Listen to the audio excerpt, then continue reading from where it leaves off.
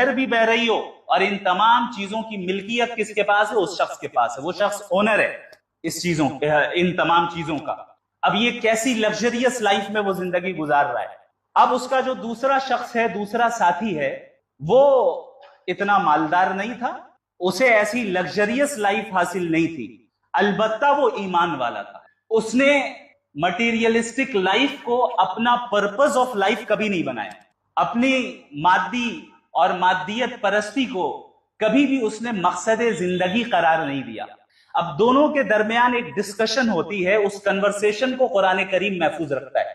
अल्लाह रब्बुल आलमीन आगे फरमाते हैं कि ये शख्स जिसको अल्लाह ने फल दिए, जिसको अंगूर के बागात दिए, जिसको खजूर के दरख्त दिए और फिर खेती दी, और फिर इन तमाम चीजों के दरमियान अल्लाह ने नहर को जारी फरमा दिया, ये शख्स अपने दोस्त से, अपने साथी से कहता है वहुवा युहाविरुहु, इस हाल में कि वो उसके साथ डिस्कशन कर रहा है। एक लग्जरियस लाइफ गुजारने वाला शख्स अपने गरीब दोस्त के साथ डिस्कशन कर रहा है और अल्लाह फरमा रहे, ये कहता है अना अक्सरु मिनका मालन व अअज़्ज़ु नफरा। देखो दोस्त, बात ऐसी है कि मैं तो तुमसे ज्यादा मालदार हूं और मेरे पास अफरादी कुव्वत ज्यादा है। इंसानों को दुनिया में दरअसल इन्हीं दो चीजों पर गुरूर होता है, जिसके पास माल हो, लग्जरियस लाइफ हो, मटीरियलिस्टिक जिंदगी वो गुजार रहा है। दूसरा, जिसके पास अफराद ज्यादा हो कि भाई मेरे ऑफिस में 10 लोग आते हैं, हमारे इर्द गिर्द आगे पीछे 50 लोग चलते रहते हैं, मेरे इतने खुद्दाम हैं, मेरे इतने सर्वेंट्स हैं, मैं जहां जाता हूं वहां भीड़ लग जाती है, मैं जहां जाता हूं लोग हमारे पीछे पीछे आ जाते हैं। ये दो चीजें जो है इंसान के अंदर, एक शोहरत की हिर्स और लोगों की इत्तिबा की हिर्स, और दूसरी चीज माल की हवस और उसकी हिर्स। अब ये शख्स अपने दोस्त से क्या कह रहा है? अना अक्तरु मिनका मालन व अअज़्ज़ु नफरा, कि मैं तो तुमसे ज्यादा मालदार भी हूं और अफरादी कुव्वत भी मेरे पास ज्यादा है, मेरे पास ज्यादा अशखास हैं। ये दरअसल उसने ये जुमला कामयाबी के इजहार के लिए किया कि भाई तुम कामयाब नहीं हो, कामयाब कौन है? मैं हूं। देखो मेरे बागात कितने, देखो नहरें कैसी बह रही है, देखो दरख्त के जो है खजूर के दरख्त कैसे हैं, कैसी मेरी खेती है, और मेरे अफराद और मेरी ताकत को तुम देखो। दोस्त से कहता है। क्यों कहता है? क्योंकि उस शख्स के जहन में यह स्टैंडर्ड था कि कामयाब इंसान वो है जिसके पास लग्जरियस लाइफ हो।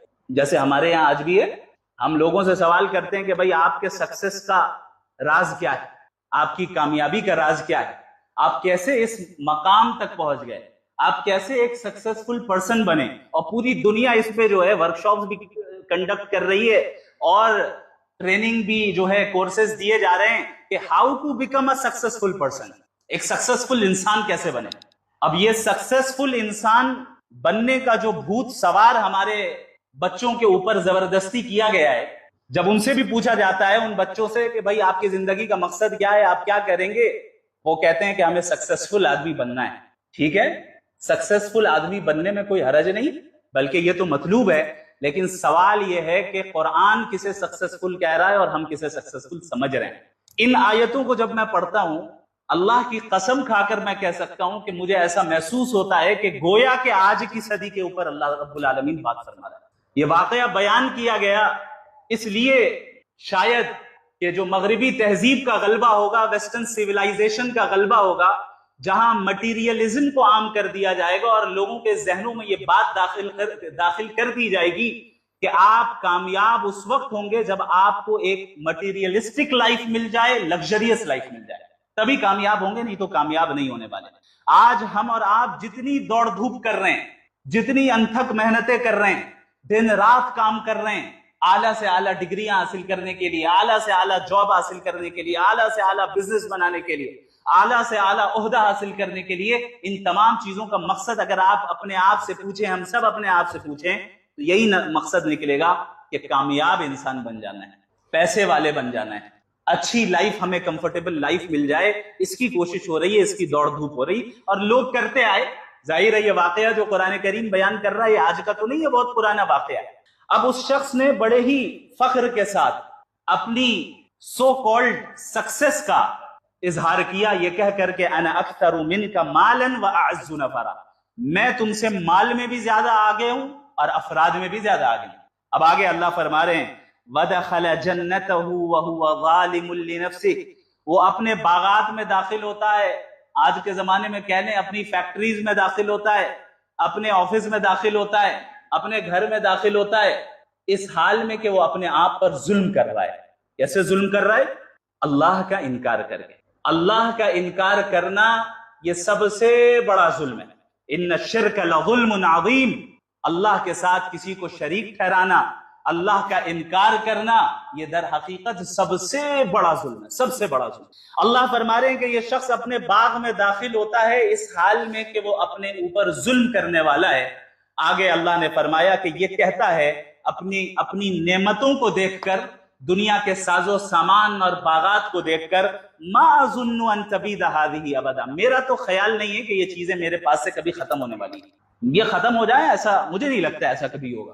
جب ایک انسان کو کوئی عہدہ حاصل ہو جائے، جب وہ مال، شہرت، عزت کے عروج پر ہو، تو پھر اس طرح بسا اوقات جنون طاری ہو جاتا ہے۔ وہ سمجھتا ہے کہ بس اب تو میں ہی ٹرینڈنگ پیج پہ رہوں گا، اب تو میں ہی ہوں جو سب سے اعلیٰ و ارفع ہوں۔ جیسا کہ ہر اس طرح کے ظالم حاکم، ظالم تاجر، ظالم ملازم، اور ہر وہ شخص جو کسی بھی عہدے پر فائز ہو یا کسی بھی میدان میں ہو، اگر اس میدان میں اسے ترقی حاصل ہوتی ہے تو یہ گمان اس کے اوپر، یہ جنون طاری ہو جاتا ہے شیطان کی طرف سے، اور یہ نفسیات ہے، نفسیاتی کیفیت اللہ نے بیان، یہ سائیکولوجیکل ایسپیکٹ ہے جس کی طرف ہمیں نظر رکھنی چاہیے۔ اللہ نے قرآن میں فرعون کے بارے میں بھی جب ذکر کیا تو فرعون کیا کہتا تھا؟ انا ربکم الاعلی، میں تمہارا سب سے بڑا رب ہوں۔ کیوں؟ طاقت کا جنون سوار، حکومت کا جنون سوار، اقتدار کا جنون سوار۔ اب اسے ایسا محسوس ہو رہا ہے کہ اب یہ چیز کبھی ختم نہیں ہوگی، اسے محسوس ہو رہا ہے کہ یہ نعمتیں کبھی ختم نہیں ہوں گی، اسے محسوس ہو رہا ہے کہ یہ طاقت، یہ لاؤ لشکر کبھی میرے پاس سے ختم نہیں ہونے والی ہے یہ چیزیں۔ تو یہ جنون سوار ہو گیا اسی شخص کے اوپر بھی، اس شخص کے اوپر بھی۔ ما اظن ان تبید هذه ابدا، میرا خیال نہیں ہے کہ یہ چیزیں کبھی ختم ہونے والی ہیں، یہ میرے پاس ہمیشہ رہیں گی۔ وما اظن الساعة قائمہ، اور میرا تو گمان نہیں ہے کہ قیامت آنے والی، میرا گمان نہیں ہے کہ قیامت ویامت نام کی کوئی چیز ہوتی ہے۔ دیکھا ہے آپ نے قیامت کو؟ دیکھا ہے؟ پھر کیسے ایمان رکھتے ہیں؟ میرا خیال ہے کہ قیامت کبھی نہیں آنے والی، اور جب انسان اپنے ترقی کے عروج پر ہوتا ہے نا، وہ در حقیقت اپنی موت تک کو بھول جاتا ہے۔ موت آنے پہ کسی کا اختلاف نہیں ہے، نہ کسی ملحد کا، نہ کسی مومن کا، نہ کسی مسلم کا، نہ کسی کافر کا، سب جانتے ہیں ایک دن سب کو مرنا ہے۔ لیکن انسان جب اپنی لگژریس لائف کے پیک پر ہوتا ہے اور جس فیلڈ میں وہ ترقی کر رہا ہے اس عروج کے پیک پر ہوتا ہے، اس کے بالکل اونچائی پر ہوتا ہے، تو پھر وہ انسان قیامت تو دور کی بات اپنی موت کو بھی بھلا بیٹھتا ہے۔ اور یہ معاملہ تو ہر ایک عامی انسان کے ساتھ بھی پیش آ رہا ہے، ہم جیسے لوگوں کے ساتھ بھی پیش آتا ہے۔ ہم دنیا میں رہتے ہیں، گھر میں رہتے ہیں، اپنے کمفرٹ زون میں رہتے ہیں، کبھی موت کو یاد تک نہیں کرتے جب تک کہ قبرستان نہ چلے جائیں، یا یہ کہ بھئی کوئی دوسرا جنازہ اپنے پاس سے گزرتے ہوئے ہم نہ دیکھ لیں، موت یاد ہی نہیں آتی۔ یہ صورتحال تو مومنین کی ابھی ہو گئی ہے۔ اب اس طرح کے کفار اور اس طرح کے دنیا پرستوں کا کیا عالم ہوگا، آپ خود اندازہ لگائیں۔ ما اظن الساعة قائمہ، میرا خیال یہ ہے، میرا گمان یہ ہے کہ قیامت قائم نہیں ہونے والی، because science hasn't proved it yet، ابھی تک سائنس نے پروو ہی نہیں کیا، کوئی ٹھوس دلیل یا ثبوت ایویڈنس موجود نہیں ہے قیامت پر، اس لیے میں ایمان نہیں رکھتا۔ اور وَلَئِن رُدِدتُّ إِلَىٰ رَبِّي، اور اگر مان لو کہ قیامت ہو بھی اور کسی نے ہمیں بنایا ہے، موت کے بعد اگر میں اپنے رب کے پاس جاؤں گا، لَأَجِدَنَّ خَيْرًا مِّنْهَا مُنقَلَبًا، بھئی دنیا میں جب مجھے اتنی نعمتیں حاصل ہے تو موت کے بعد بھی مجھے اتنی نعمتیں مل جائیں گی۔ یہ بھی ایک مینٹالٹی ہے ان لوگوں کی جن کے پاس طاقت ہوتی ہے۔ وہ کیا سمجھتے ہیں کہ بھئی پیسوں سے سارا کام ہو جائے گا، پیسوں سے سارا کام ہو جائے گا۔ بھئی کون ہے جو میرے کام کو روک سکتا ہے؟ میرے پاس اتنے پیسے، کتنے پیسے چاہیے بتائیے، میں اپنا کام کرواتا ہوں۔ یہ مینٹالٹی کفار کی بھی رہے گی قیامت کے دن بھی۔ قرآن دوسری جگہ پہ بیان کرتا ہے کہ کہیں گے کہ یا اللہ جہنم سے بچا لیجئے، سب کچھ لے لیں فدیے کے طور پہ۔ اللہ نے کیا فرمایا؟ لا يقبل منها شفاعة ولا هم ينصرون، کہ نہ شفاعت قبول کی جائے گی ان کے حق میں، نہ کوئی فدیہ لیا جائے گا۔ اللہ نے فرمایا زمین بھر کا سونا بھی اگر وہ دے دے جہنم کی آگ سے بچنے کے لیے، اس دن قبول نہیں ہوگا۔ مزاج میں ہی کرپشن ہے۔ انہوں نے سوچا کہ قیامت کے دن بھی ہم یہی کرپشن کر کے بچ جائیں، فرشتوں کی سیٹنگ کر لیں ہم، کہ بھائی ہم اتنے پیسے دے دیں گے، اتنا مال دے دیں گے، جہنم سے ہمیں بچا لیجیے. اللہ فرما رہے ہیں کہ آپ زمین بھر کا سونا بھی دیجیے گا کہ اس دن جو ہے نہ شفاعت قبول ہوگی، نہ یہ کہ جو ہے کوئی فدیہ لیا جائے گا.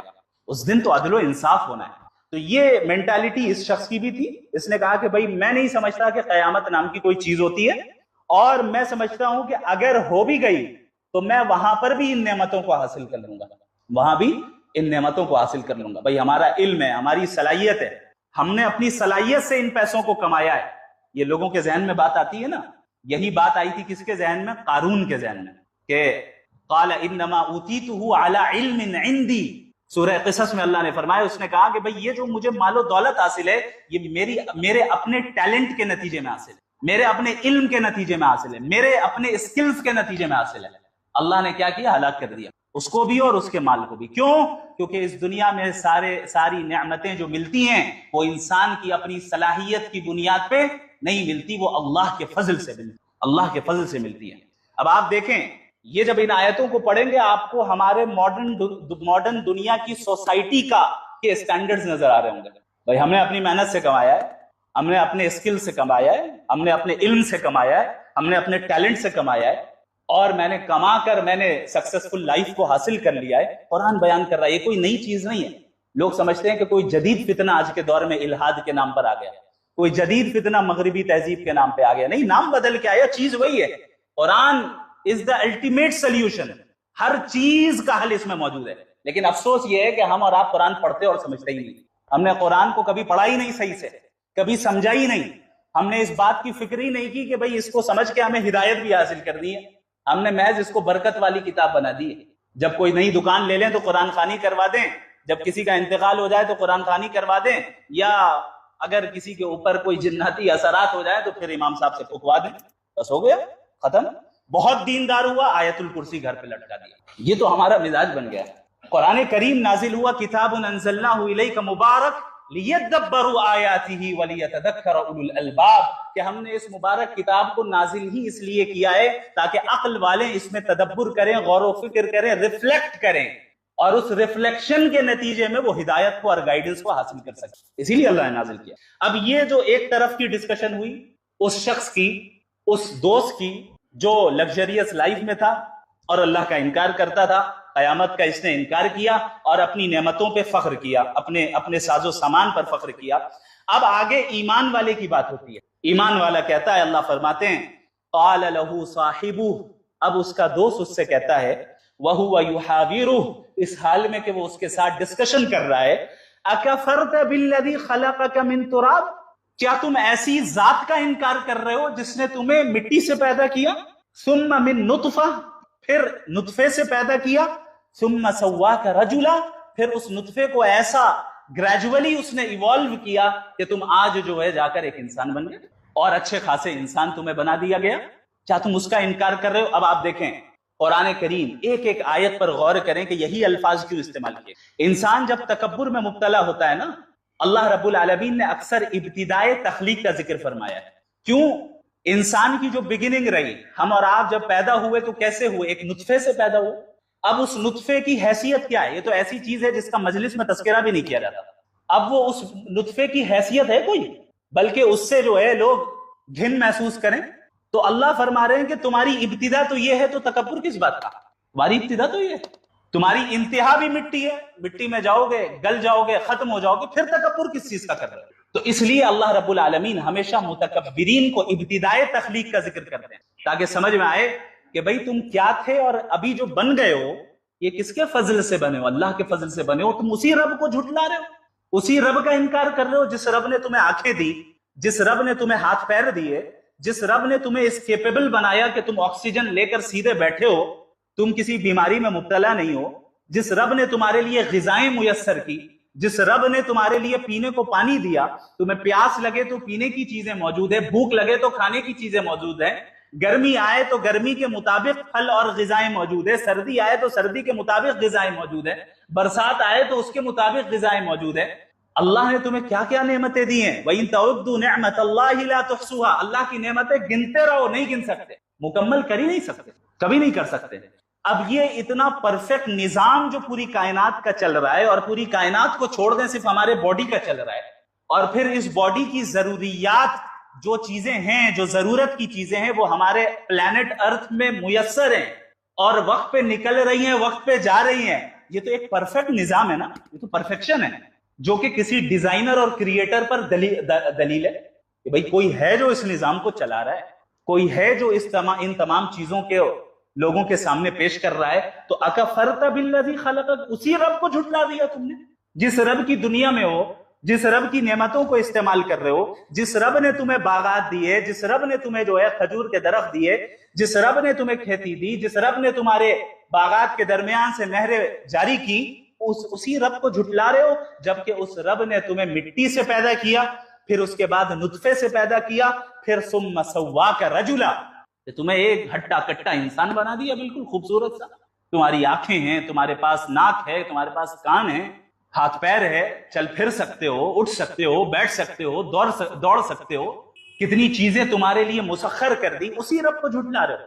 آگے فرما رہے ہیں لیکنہ اللہ ربی ولا اشرک بربی احدا، حقیقت یہ ہے، وہ دوست جو ایمان والا ہے، غریب ہے لیکن ایمان والا ہے، حقیقت یہ ہے کہ وہی میرا اللہ، وہی میرا رب ہے، اور میں اپنے رب کے ساتھ کسی کو شریک نہیں ٹھہراتا. اور اللہ کے ساتھ شریک ٹھہرانے کا مطلب صرف یہ نہیں ہے کہ بتوں کو شریک ٹھہرایا جائے، آپ سائنس کو اللہ کے مقام پر رکھ دیں، یہ بھی شرک ہے. آپ اپنی عقل کو اللہ کے مقام پر رکھ دیں، یہ بھی شرک ہے.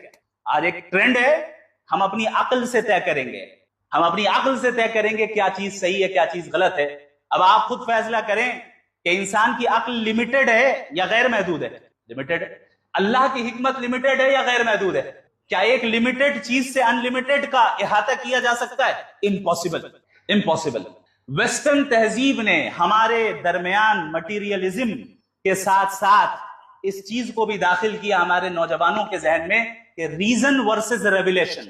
ریویلیشن کوئی چیز نہیں ہوتی ہے، وحی کوئی چیز نہیں ہوتی ہے. آپ کے پاس آپ کی عقل ہے، عقل سے فیصلہ کیجئے کیا صحیح ہے کیا غلط ہے. آپ فیصلہ کریں کہ یہ صحیح ہونا چاہیے یا غلط ہونا چاہیے. آپ فیصلہ کریں گے یہ لیگل ہونا چاہیے یا انلیگل ہونا چاہیے.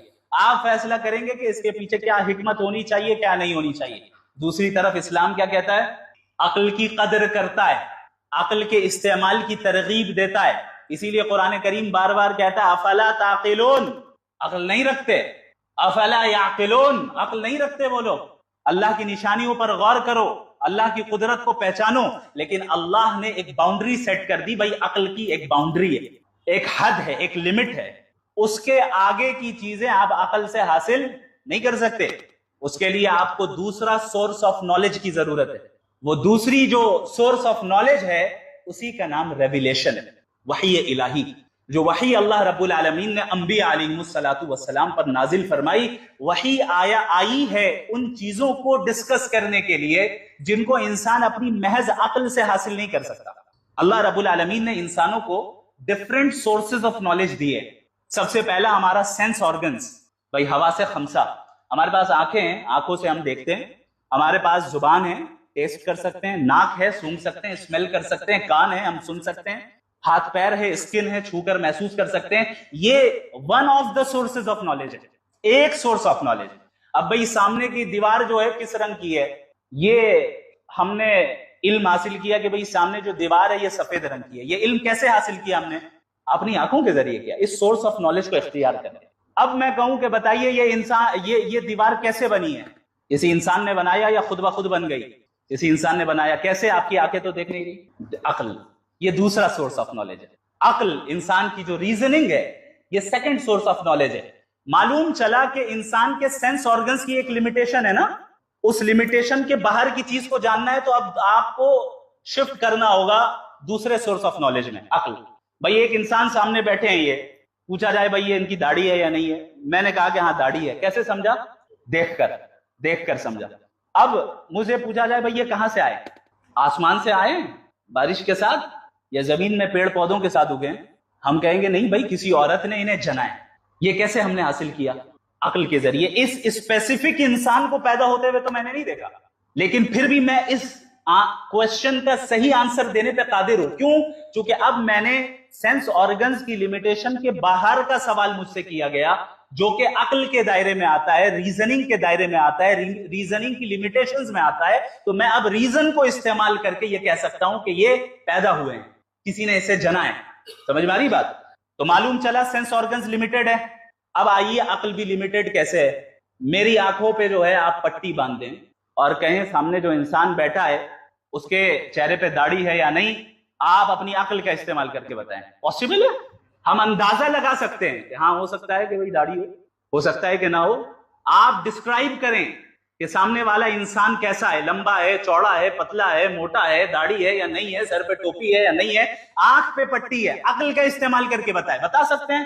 نہیں بتا سکتے, کیونکہ یہ ایک ایسا سوال ہے جو سینس آرگنز کے ہی لمیٹیشن میں آتا ہے. اس کے لیے آپ کو سینس آرگن کو ہی استعمال کرنا ہوگا بطور سورس آف نالج. معلوم چلا عقل بھی لمیٹڈ ہے یا نہیں ہے؟ اچھا, اب انہی کے تعلق سے مجھ سے پوچھا جائے کہ ان کا بنانے والا کون ہے, موت کے بعد ان کے ساتھ کیا ہوگا, ان کے کون سے ایکشن سے ان کا کریٹر خوش ہوگا اور کون سے ایکشن سے ان کا کریٹر ناراض ہوگا, کیا یہ چیز ہم اپنے سینس آرگنز یا صرف عقل کا استعمال کر کے بتا سکتے ہیں؟ معلوم چلا کہ یہ ایک ایسا سوال ہے جو سینس آرگنز کے لیمیٹیشنز کے بھی باہر ہیں اور عقل کے لیمیٹیشنز کے بھی باہر ہیں. اب ہمیں یہاں پہ تیسرے سورس آف نالج کی ضرورت ہے اور اسی کو ریویلیشن کہا جاتا ہے, اسی کو وحی کہا جاتا ہے. لہٰذا وحی الہی آئی ہے اسی لیے کہ ہدایت کے ٹاپک کو انٹرٹین کریں, ہدایت کے بارے میں بتائے, ان چیزوں کے بارے میں بتائے جو ہم انسان اپنی عقل اور سینس آرگنز کے ذریعے حاصل نہیں کر سکتے. بہت سے ملحدین سوال کرتے ہیں کہ بھئی اگر قرآن صحیح ہے تو اس میں پہلے سے کیوں نہیں لکھا کہ اتنے پلانٹس ہیں, اتنی گیلیکسیز ہیں اور فلاں ڈسکوریز جو سائنس آج کر رہی ہے, پہلے سے کیوں نہیں لکھا؟ قرآن میں لکھا ہونا چاہیے کہ ارتھ اور مون کے درمیان اتنا ڈسٹینس ہے, قرآن میں لکھا ہونا چاہیے ارتھ اور سن کے درمیان اتنا ڈسٹینس ہے. کیوں نہیں لکھا؟ وہ اسی لیے نہیں لکھا کیونکہ اللہ نے ان چیزوں کو جاننے کے لیے عقل اور سینس آرگنز دے دیے, پھر ان چیزوں کو ریپیٹ کیوں کیا جائے؟ وحی تو آئی ہے ان چیزوں کو بیان کرنے کے لیے جن کا تعلق اس